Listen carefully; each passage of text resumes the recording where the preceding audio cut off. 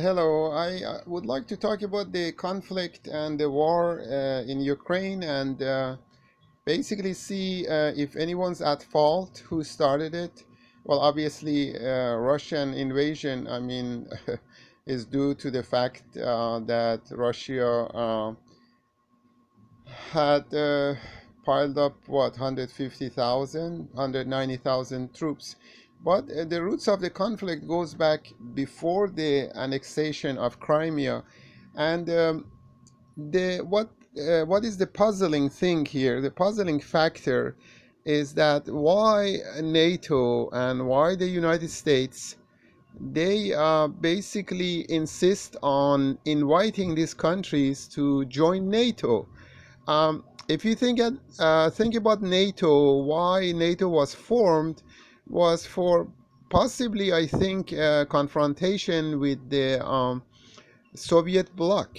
That Soviet bloc is no longer in existence. I mean, when the communism fell, and also communism fell in Russia, um, these countries that were actually part of the old Soviet Union, they were all given independence one way or another. I mean, including Belarus and Estonia and also the satellite states like Poland, Bulgaria, Romania, Hungary, that were all communist. East Germany, they all went back to their formal selves, and they were independent, and most of them or all of them are independent now. The problem in Crimea and in Ukraine is due to the fact that there is still rivalry between Russia and the United States of America. The US still wants to basically, I think, as an American, I think they still want to push people around and bend them to their will.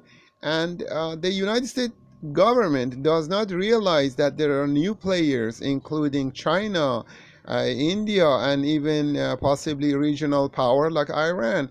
Things are changing, and you cannot force people to your will by war. That's the old means. You cannot intimidate someone.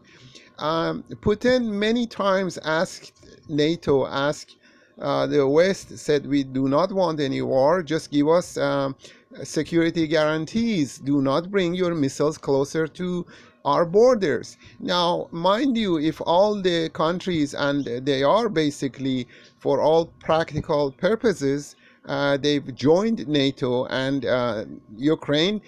Just a few days ago, the president of Ukraine said that he wanted to join NATO. What a foolish thing to say. Why do you need to join NATO?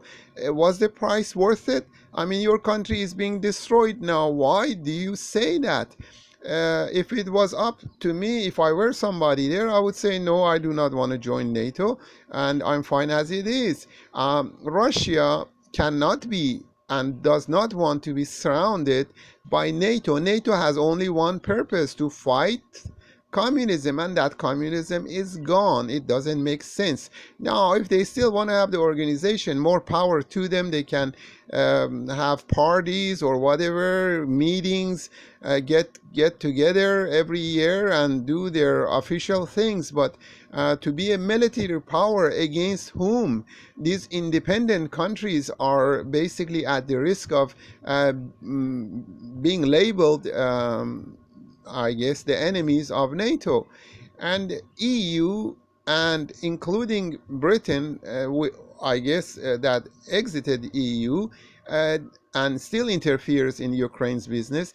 They have problems of their own. They have economic problems. The UK has lots of problems, economic problems. And now, what is smart thing to do? Most of the oil that comes from Russia, it's going to be cut off. Germany said no to the pipeline, $11 billion pipeline. I think Soviet Union Russia paid for it. And they're going to hurt themselves. They're not going to hurt Russia. I mean, everything is two-way street. You cannot sanction someone without getting hurt yourself.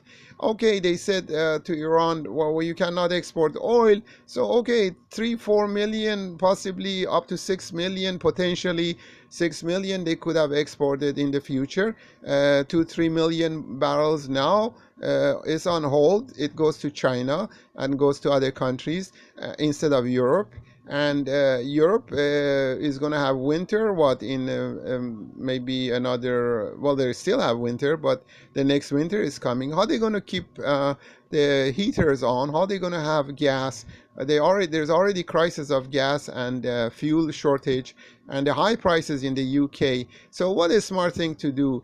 Putin asked many times, asked the US, asked the EU, and the EU refused. He asked the EU very reasonable request to give his country um, guarantees, security guarantees. Do not install missiles next to my border.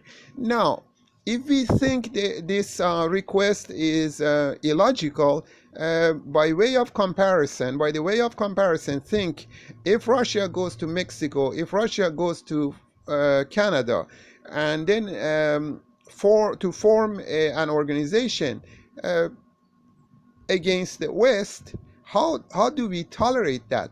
Reagan did not tolerate a small island, Grenada, and invaded that little island just because the head of that island was supposedly a communist. So how can we impose what is this double standard that we have as an American? What kind of deal is this that we impose on other countries? Don't do it just because I've done it before. I went to Vietnam, I went to Korea, I've done it many times. I went to Panama, but you don't do it. I went to Afghanistan, I went to Iraq on false premise that okay, you have nuclear, I mean, what, weapons of mass destructions, and they showed trucks as proof of some sort of laboratory. All that stuff that CIA already knew gave the US an excuse to invade. We killed probably up to 1 million, not just the military folks in Iraq, and they were all our former friends. What kind of deal is this? Okay, the request of Putin was very logical. Give me guarantees, give me security guarantees. I do not want to be surrounded by NATO members. There is no more Warsaw Pact. I guess many reporters do not even mention Warsaw Pact because Warsaw Pact was also designed to face NATO and is gone. Communist is gone. Communism is gone. Communist folks are gone.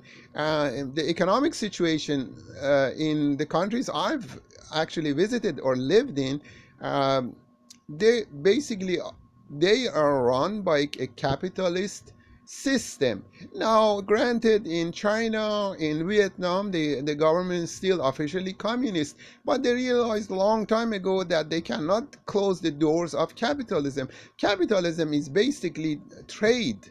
The trade that been done and throughout the history of mankind, people been trading, and you cannot stop that open trading, open market. You cannot stop that flow. You cannot stop the flow of goods that go from one country to another, export, import.